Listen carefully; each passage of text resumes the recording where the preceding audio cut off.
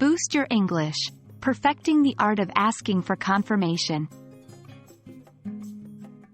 Hello everyone, and welcome back to our channel. Today, we're going to focus on a very important aspect of English conversation: asking for confirmation with the phrase, "Did I understand you correctly?" This is an incredibly useful tool that can greatly improve your English comprehension and communication skills. So, without further ado, let's dive into it. When we converse with others, especially in a second language, it's common to miss or misinterpret certain details. So, it's perfectly okay to ask for confirmation or clarification. The phrase, "Did I understand you correctly?" is polite and shows that you're actively engaged in the conversation.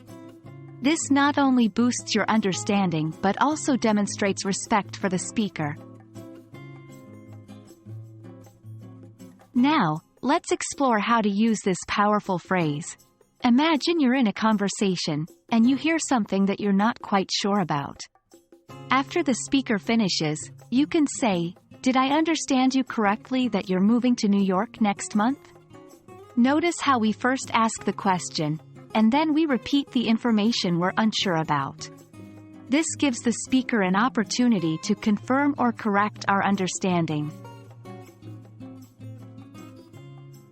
Sometimes, you might want to rephrase what you heard to ensure you understood correctly. This is also a form of asking for confirmation. For instance, if the speaker says, "We need to submit the project by next Friday," you might respond with, "Did I understand you correctly? Are you saying that the deadline for the project is next Friday?" Here, rephrasing the statement into a question confirms your understanding and provides a chance for the speaker to clarify.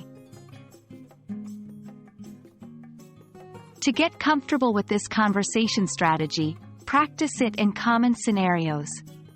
For example, 1.